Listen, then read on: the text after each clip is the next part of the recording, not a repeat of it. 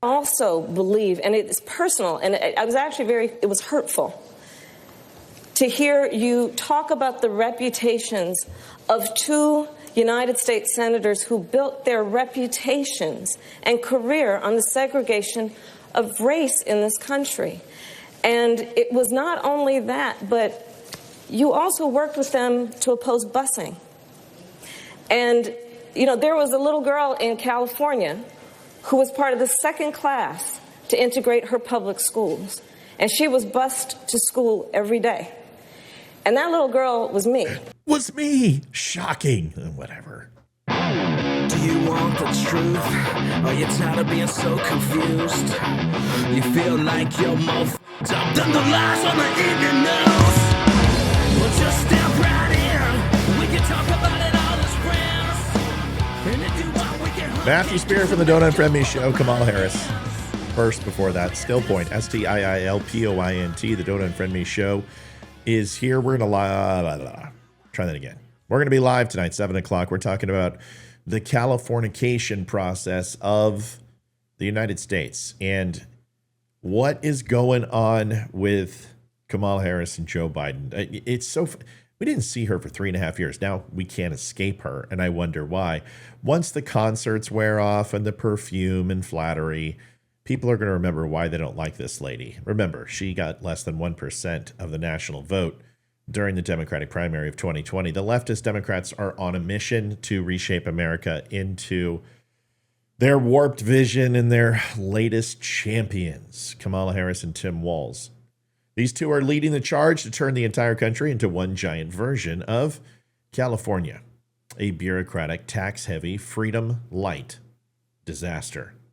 And if we don't wake up soon, that's exactly what we're going to get. We've seen this in places like Colorado and Oregon, the infectious nature of California, even Texas.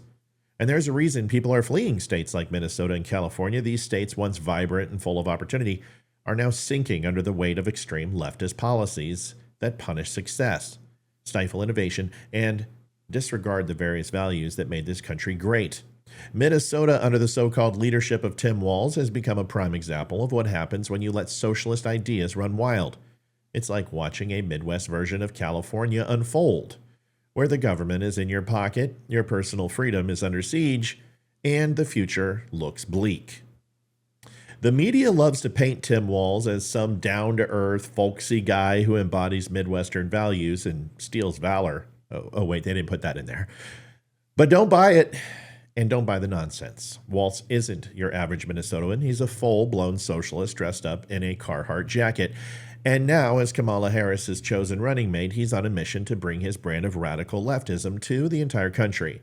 The Democrats think his good old boy image will help him win, and win over other voters in the heartland, but make no mistake, this is just a facade. Beneath that friendly exterior is a man committed to reshaping America into something unrecognizable. He did it to Minnesota. Just take a look at what Walz has done in Minnesota. When he was reelected in 2022, the state government turned solidly blue, and Walz wasted no time pushing through the Democrats' most extreme ideas. Minnesota has now become one of the top most pro-abortion states in the nation, allowing abortion on demand at any stage of pregnancy. And if that's not enough, Walz even overturned protections for babies who survive abortions, those who are born alive, struggling for life, only to be left to die, because that's what the progressive crowd demands. Remember when we heard this was all lies and they weren't looking for this? But Walz's assault on common sense doesn't end there. He signed a bill that offers legal protection to children who come to Minnesota for so-called gender-affirming care, like puberty blockers or surgery. What he's really saying is that the government knows better than parents that children should be able to make those life-altering decisions without any parental input.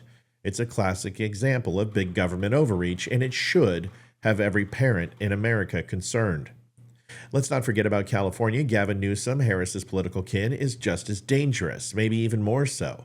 Last month, Newsom signed a law that bans school districts from notifying parents if their children have changed their gender identity or sexual orientation. Children, yes, children, not young adults. Think about that for a second. Your child could be undergoing one of the most profound changes in their life, and the school doesn't have to tell you at all? This is the kind of insanity that Harris and Walz want to spread across the country. And we heard it in Virginia. This isn't happening. It's not going to happen. 2 for 2. And there's the economy, because at the end of the day, it's your hard-earned money that these politicians are after. Walz is a tax and spend liberal through and through. He's raised taxes in Minnesota while most other states are cutting them, and the result, predictable failure. The state's economic performance has been lackluster at best, according to the Tax Foundation. While other states are thriving, Minnesota is lagging behind. Why? Because when you punish success, when you take more and more from the people driving the economy, you end up with less growth, fewer jobs, and a weaker economy overall. The old saying is true. You can't tax people into prosperity. And Harris? We already know she's from California, the poster child for radical policies that run amok and personal freedom sacrificed on the altar of political correctness. As a U.S. Senator, Harris earned the title of the most liberal member of the Senate, and she wears that badge with pride. She's consistently pushed for policies that expand government control, hike taxes, and erode the very values this country was built on. When you look at the records of Harris and Walz, it's clear they don't represent the interests of everyday Americans. They represent the interests of a radical left-wing agenda that seeks to remake America in their image, a nation where the government decides what's best for you and where traditional values are mocked and where your hard-earned money is taken to fund their endless list of free programs, unconstitutional or not. There's 3. Wonder if they're going to take guns. But nothing is free. Walz's so-called free school meals program in Minnesota is already costing taxpayers millions more than anticipated. These kinds of programs sound nice on paper, but in reality, they're wasteful and unsustainable. What happened to the idea of helping those who truly need it instead of throwing money at everyone, regardless of their situation? Almost like free college. It's not free. It's the same old story with the Democrats. Spend, spend, spend, and when the bill comes due, they'll just raise your taxes again or blame it on Republicans. And don't be fooled by Walz's attempts to play the nice guy. He showed his true colors at a rally with Harris when he took a cheap shot at Senator J.D. Vance, spreading a lie from social media to score political points about the couch and his service. This is the man who wants to be one heartbeat away from the presidency, a man willing to spread falsehoods and drag his opponents through the mud to get ahead, even when he lies and espouses falsehoods about his own candidacy and his own service in the military. This election isn't just about the economy, immigration, or crime. It's about the kind of country we want to live in. Do we want to live in a country where the government controls every aspect of our lives, where taxes are sky high, and where personal freedom is a distant memory? Or do we want to live in a country that values individual liberty, rewards hard work, and respects the right of parents and families? The choice couldn't be clearer. Harris and Walz represent the Californication of America, a future where every state looks more like California or Minnesota, where the government grows ever larger, and where your freedoms slowly slip away. We can't let that happen. It's time to stand up, speak out, and say, no way, San Jose. We need to reject the socialist agenda of the left and protect the values that made America the greatest nation on earth. The stakes couldn't be higher. If we let the Harris-Walz ticket win, we'll be handing over the keys to our republic to those who see no problem turning into a socialist experiment. And that's exactly what we'll get. Their record proves it, not their words. We can't afford to let that happen. Let's fight for our freedoms, our values, and our way of life, because if we don't, there won't be much of America left to save. And the truth is, Republicans, conservatives, middle of the road, the independents and moderates, it's our fault. We don't show up to the polls.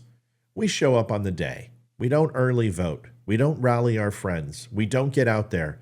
And we don't get to bitch anymore if we don't get the result that we want, if we don't show up and pony up when it's important. Vote. Bring 10 friends. Bring 100 friends. I don't care what it takes. Get out there and let's make sure our voices are heard. Folks, my name is Matthew Spear. I'm the host of Don't Unfriend Me. Thank you for watching the show. If you would be so kind, please stop by thedumshow.com. Pick up a shirt, a hat, some coffee, something like that. And remember, we will be on live 7 o'clock tonight. Can't wait to see you. Full house. In the house. Amy might be back. I'm not sure. I think it might just be Leroy, Olivia, and I. But either way, we'll see you at 7 o'clock. Good night. Adjusting transmitter output. This is the Don't Unfriend Me Show with your hosts, Matt, Leroy, Amy, and Olivia. Geopolitics, military analysis, and election coverage. Coming to you live on all major social media channels at The DUM Show. I won't tell no lies, back up on the facts with truth. Honest, direct, unfiltered. We can agree, we can disagree. Just don't unfriend me.